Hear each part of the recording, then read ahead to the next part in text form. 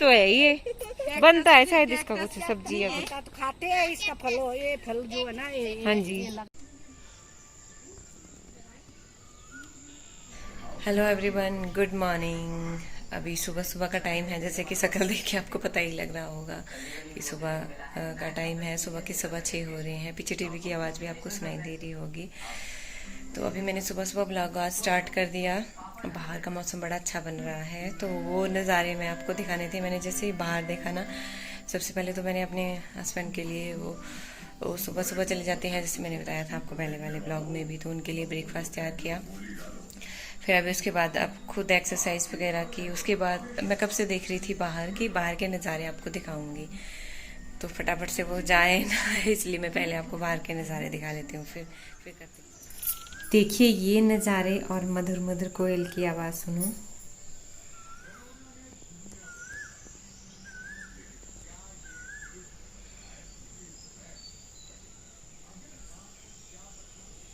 सुबह के हो रही हैं 7:15 और चेंज कर के मैं जा रही हूँ दूध लेने ऊपर।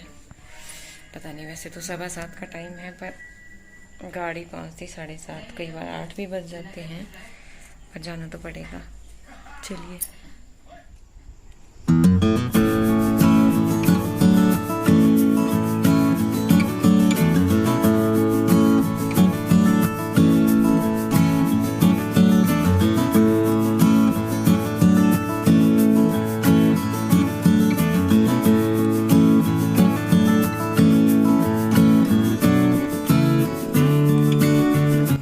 तो अभी जैसे मैंने आपको बताया, दूध लेने में जा रही थी, दूध लेंटर पे टहल रही थी, तो मैं नज़ारे दिखा रही हूँ। और ये जो नीचे मैं जूम करके आपको दिखा रही हूँ, ये है सतलुज रिवर, जो आपको दिखा रही हूँ। और ये मैं टहल रही हूँ।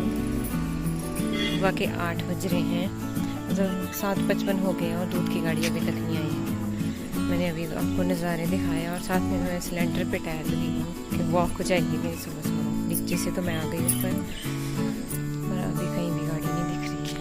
कई बार तो 7:30 बजे आ जाता है, कई बार 7:15, और आज तो 8 बज गए, 8 बजे भी नहीं आई। बच्चे अभी तक उठे नहीं हैं कमरे में। चलिए फिर से थोड़ा सा वेट और करती हूँ।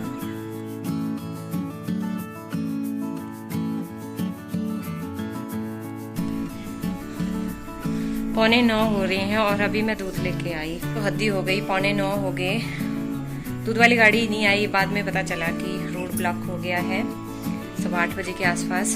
उसके बाद हम गए दूसरी, वहाँ पे आके डेयरी है दूध की, थोड़ा सा दूर, लगभग 1 किलोमीटर के आसपास आगे पैदल जाना पड़ता है बाजार में।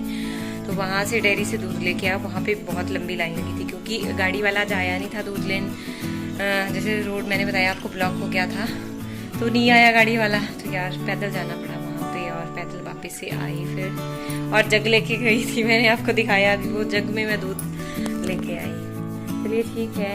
अभी शिवा भी उठ गया, तो मैंने अपने पड़ोस में जो है मेरे फ्रेंड, उनको बोला था कि फ़ोन करके बोला उनको भी कि देख लेना बच्चों को।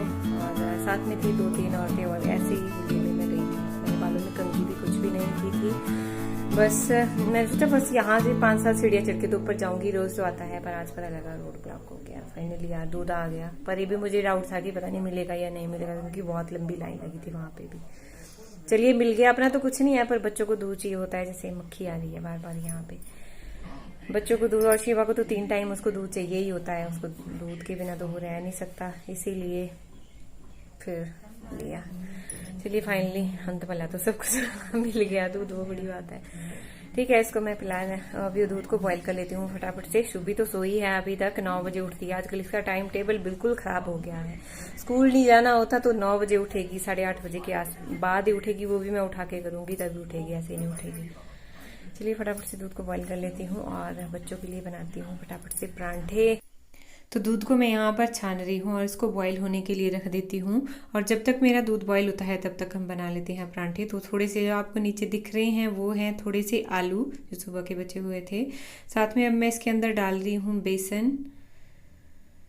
सुबह जब हस्बैंड को नाश्ता प्रिपेयर किया उससे थोड़े से आलू बच गए थे, तो बच्चों को तो परांठे पसंद है, इसलिए मैं इनको परांठे बना रही हूँ। तो इसमें देखिए मैंने सबसे पहले नीचे आलू है, फिर उसमें बेसन डाला अब उसके अंदर मैं प्याज ऐड कर रही हूँ। मिर्च मैं इसके अंदर नहीं डालूंगी क्योंकि बच्चे मिर्च बिल्कुल भी पसंद नहीं करते और इसीलिए मैं नहीं डालती हूँ। अगर अपने को बनाना हो तो मैं अलग से फिर इनको पहले बना देती हूँ और फिर अलग से अपने को मिर्च डाल देती हूँ। थोड़ी सी मैं हल्दी इसमें डाल रही हूँ और साथ में इसके अंदर डाल रही हूँ अजवाइन।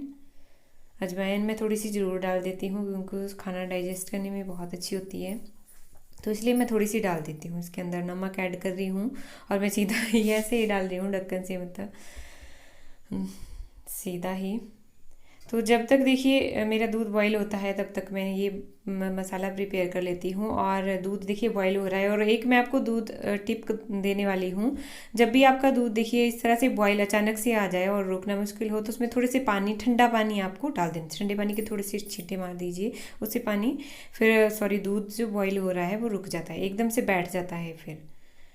तो ये मेरी टिप थी। अब से मैंने सोचा है थोड़ी थोड़ी टिप भी दूंगी आपको, एक टिप ज़रूर दूंगी जो भी मुझे आता है। तो मसाला देखिए मैंने पानी डाल के यहाँ पर तैयार कर लिया है अपना हल्का सा। अब बहुत ही मतलब इसको आटे की तरह मैंने रखा है क्योंकि जब हम सिंगल पराठा बनाते हैं, जब सिंगल लोई का हम पराठा बनाते हैं तो उसके लिए थोड़ा सा ये थिक होना चाहिए आपका, मतलब जैसा आपका आटा होता है उसी तरह से आपकी इसकी भी थिकनेस होनी चाहिए। तो अब इसके अंदर देखिए मैं इस तरह से डालूंगी और साइड वाले जो किनारे हैं ना वो आपके ज़्यादा पतले होने चाहिए जब भी आप परांठे बनाते हो, और बीच वाला हिस्सा आपका मोटा होना चाहिए जब आप इसमें भरोगे ये मसाला इसके अंदर, परांठे के अंदर। तो इसको देखिए मैं आटे के साथ ही इसको बनाती हूँ। कई तो जैसे तेल के साथ भी इसको बनाते हैं, बट मैं आटे के साथ ही इसको बनाती हूँ। अब इस तरह से मैं इसको बेल लूँगी। नीचे मैंने अच्छी तरह से साफ़ किया है तभी मैं सेल्फ के ऊपर बना रही हूँ, आप ये मत सोचिएगा कि सेल्फ के ऊपर बेल रही है। तो इसमें मुझे इजी लगता है, मैं पहले अच्छे से साफ़ कर लेती हूँ और फिर इसके ऊपर मैं बेल देती हूँ।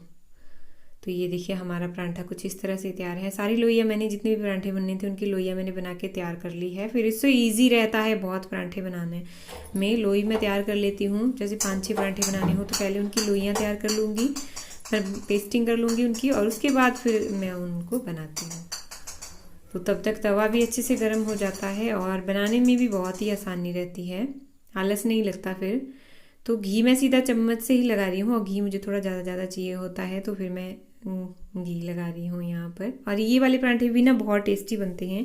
अगर आप किसी और चीज़ के परांठे भी बनाते हो, जैसे कुछ और डाल के कुछ और स्पेशल रेसिपी हो आपकी, तो प्लीज़ मेरे साथ ज़रूर शेयर कीजिएगा, कमेंट करके ज़रूर बताइएगा। तो परांठा देखिए तैयार हो गया है और साथ में मैंने इसमें गाजर, मूली और क्या बोलते हैं आंवला का अचार रखा है, मिर्च भी रखी है साथ में अपने लिए। तो ये भी मैंने घर पर ही बनाया था अचार, जो है यहाँ पर। तो अभी ये शाम का टाइम है और हम निकल गए हैं टहलने, इवनिंग वॉक पे। तो मैं आपको दिखा रही हूँ ये नज़ारे। आगे मैं आपको, ये सेब का था बट शाम हो चुकी थी तो आपको क्लियरली नहीं दिख रहा होगा, लेकिन इसमें इतने अच्छे हर तरह की वैरायटी थी सेब की। ये चला शिवा, मैं आपको नहीं दिखा पाई। ये देखो शिवा चल रहा है, आपको पता ही होगा। बट ये चला शिवा, हिमाचल नानी घर में चला शिवा, तो उनको ये मैं दिखा रही हूँ। फिर ये देखिए शुभी और साथ में हमारी पड़ोसी भी हैं, वे जा रहे हैं। शिवा को पकड़ा है, देखो खुश रहता है शाम के टाइम घूमने को। और यहाँ पर ये डॉगी था, बच्चे उसे डर रहे थे में, बट ये साइड से निकल गया, कुछ नहीं किया इसने। मैंने बोला अगर डरोगे तो ये काटेगा, अगर नहीं डरोगी सीधा निकल जाओगे। तो ये बनता है शायद इसका कुछ। तो ये देखिए कैक्टस की प्रजाति है जो मैं आपको दिखा रही हूँ। रास्ते में जो भी मुझे कुछ दिखता है अच्छा सा वो मैं आपको दिखा देती हूँ, क्योंकि औरों को भी नॉलेज हो जाती है फिर उससे। तो ये जो जब ये पक जाता है ना, जो फल आप देख रहे हो, जब ये पक जाता है तो उसको खाते हैं। ये सेम वैसा ही जैसे ड्रैगन फ्रूट नहीं होता, उसी की प्रजाति है, बट इसके जो छोटे छोटे आपको दिख रहे हैं फोड़े फोड़े जैसे, इसके अंदर कांटे होते हैं।